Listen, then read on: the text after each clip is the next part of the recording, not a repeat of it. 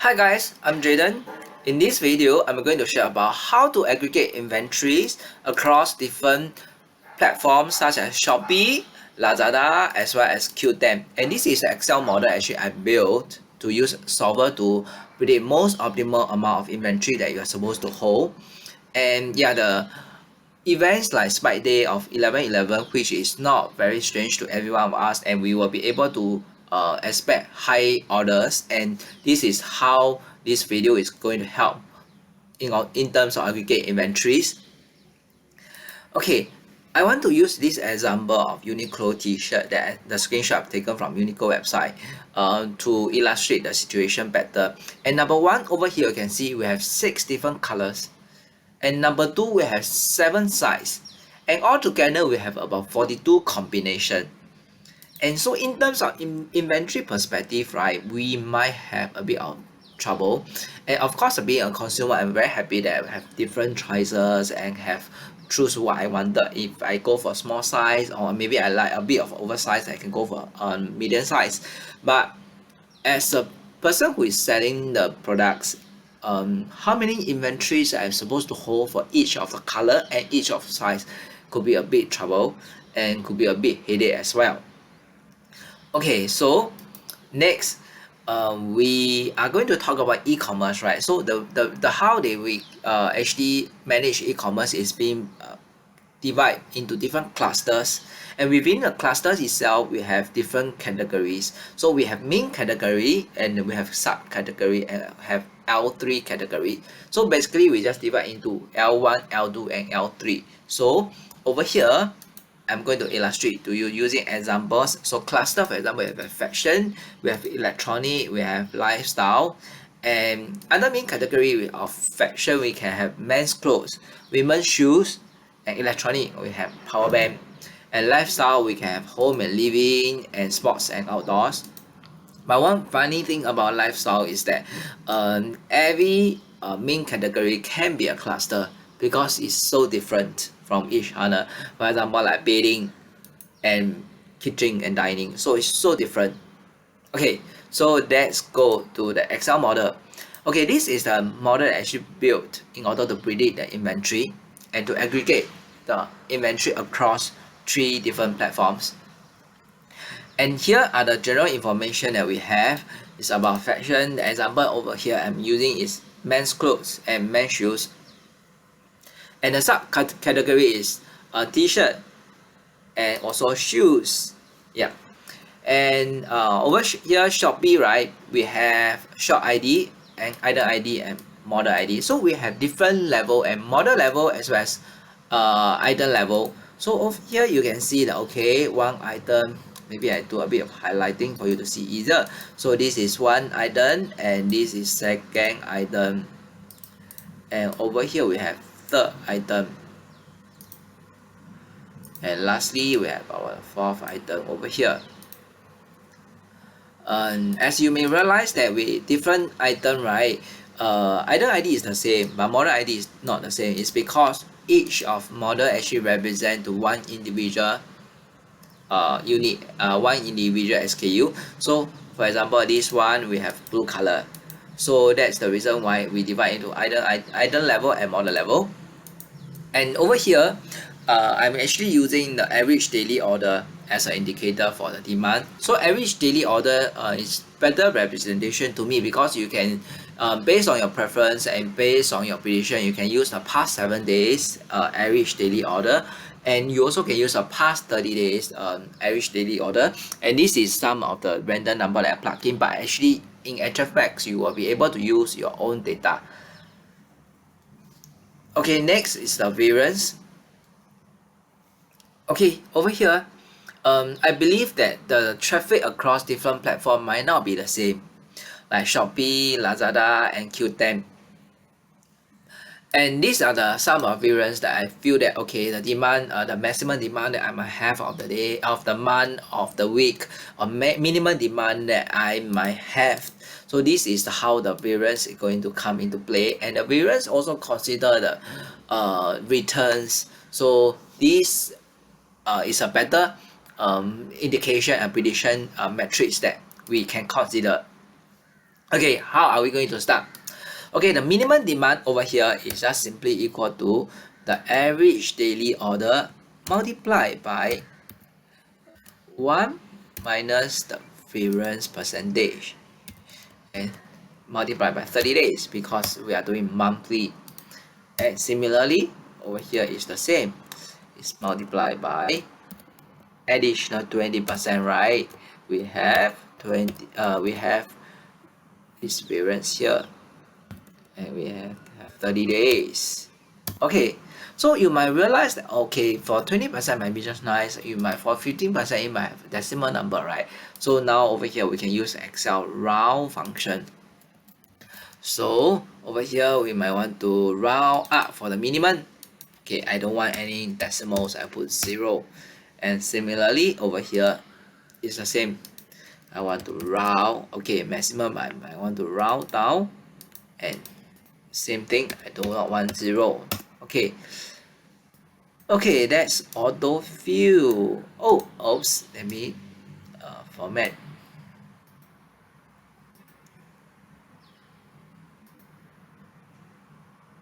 Okay, yeah, this is the demand that we might have over here across the minimum and maximum demand, and let's do some random checks. Yeah, correct.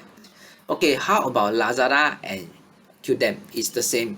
So the formula is the same. We just copy and paste. Yes. Okay, it works. Okay, let's go to the Qoo10. Okay, let me go and copy and paste. Okay, so now we have all the minimum and maximum demands across the platforms. So the next step, we are going to formulate our decision variables. So before that, this is the information that you have on with you, and this is the basic product information, and we have existing stock over here. We have unit cost, and we have a shipping cost. We have minimum order quantity. MOQ is very common. So when you do business, when you want to order, some of the suppliers that might impose a minimum order quantity. Okay, so the first thing that we need is decision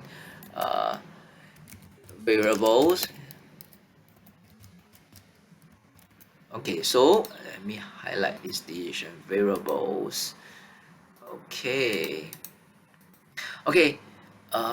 we have a few different categories that we need. Okay, so the first thing that we will need to ask is whether there's a need to purchase.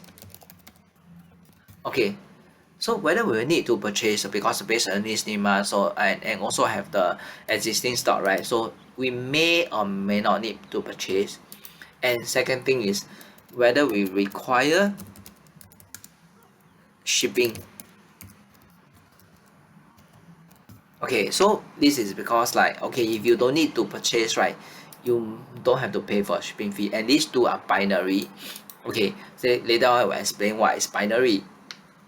And okay, purchase quantity. Lastly, how much we are going to purchase. Yep. Okay, so the next these are the variables that we have, so you can just leave it at D and maybe we will mark. Okay, so following by constraints, we have some constraints that we are going to talk about. Okay, for the constraints here. Okay, so the first constraints we might have is minimum. Okay.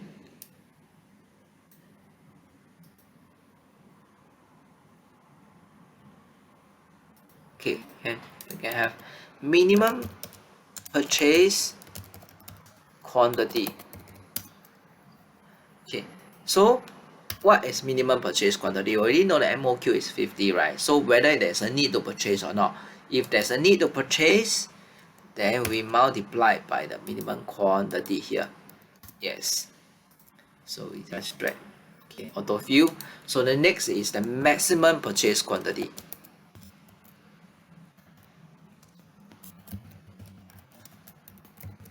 So we don't want to purchase more than what we need, right? So what is maximum purchase quantity over here? So the maximum purchase quantity is just equal to sum of the maximum demand across these three platforms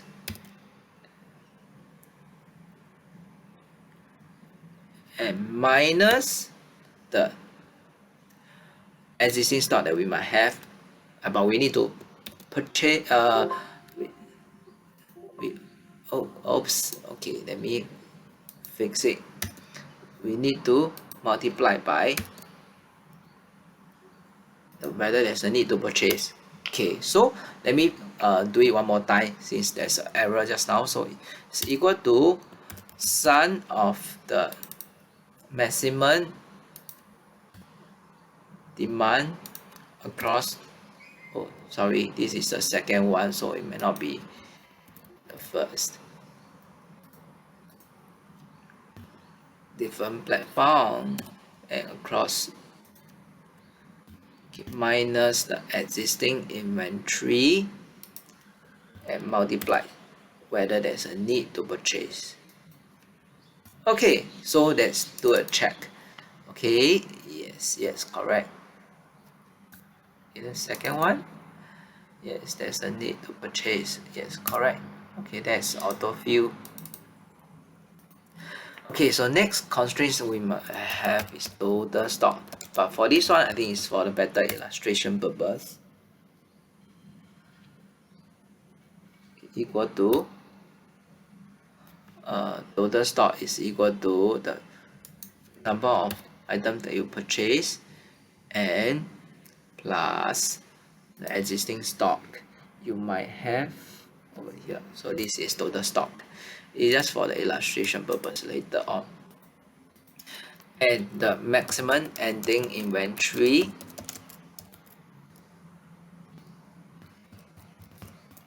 okay, so over here we want to know what is the maximum or maybe minimum minimum, we want to keep it minimum. So this is the minimum ending inventories that we are supposed to have. Okay, we want to maximize the resources.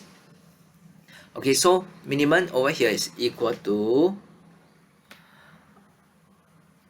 what we actually purchase plus what we have minus the sum of the total maximum over here.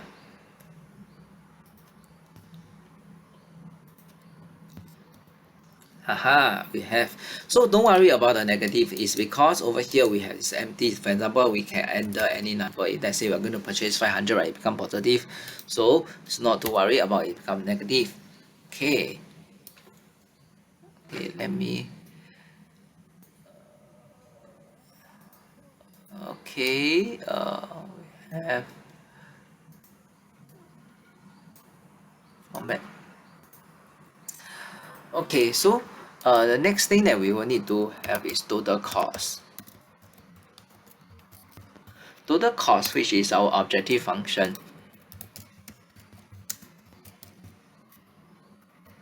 We want to minimize the total cost. Okay, we might have it here. Okay, so what is the total cost? Total cost, we have two different costs over here. So the first thing, we can use sum product function. We have unit cost multiplied by the number of quantity that we're going to purchase plus the shipping fee. But shipping fee is depends on whether we need to purchase some product of the shipping fee here multiplied by whether we will require a shipping fee. Okay. Okay, and okay, this is the maximum minimum cost that we want to achieve. Okay, but there are some other constraints we might have over here is number of number of items to purchase.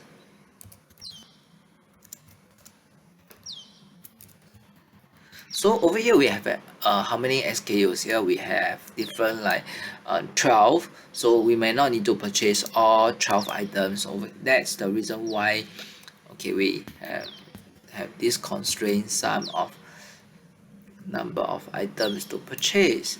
There's a need to purchase or not, and is equal or less or equal to 12. And for this part, right, you can do some customization, edit according to your preference. Yes. Okay, so the binary. So now I'm going to explain the binary. So binary is just yes or no. So these two are actually binary constraints. Okay. So what do I mean binary is that one is purchase. Okay, whether there's a need to purchase, it's either yes or no. So it's going to be yes or no. So it's 1 or 0. So it's either 1 or either a 0. 1 it means yes, you need to purchase. 0 that means no need. Okay, whether we will require any shipping fee. Yeah, if let's say if there's a need to require a shipping fee, right? So there will be yes. It's the same thing, yes or no. Okay, so this is a binary. So and another thing is that so when we say about when we purchase, then we will require the shipping fee, right? We will not going to purchase, we will not require shipping fee, right? So there comes to another constraint where one is smaller or equal to one is smaller or less to equal to 2. So it's under this constraint. So this is basically saying that shipping is only required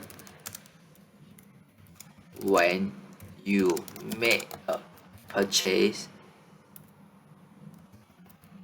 Okay, so this is another set of constraints that we might have we need to have over here. Okay, let's go to solver to input all these constraints and decision variables inside and see what happens. Go to data, solver. Okay, so this is the objective function, is the cost that we need to have here, and decision variable is over here. And now we need to add the constraints. And the first constraints that we might have is that a number of quantity that purchase must be greater or equal to the minimum order quantity. Okay, so the number of quantity that we purchase must less or equal to the maximum quantity in order to maximize the to achieve the maximum demand. Okay, and the minimum ending inventory must greater or equal to 0. This is to make sure that we achieve the maximum demand as well. And this is the binary here. Okay, we choose binary. Okay, binary. Okay, over here the total number of items must less or equal to 12. Okay, so whether there's a need to the shipping fee, right? So the purchase is less than sorry, it's not here, it's here.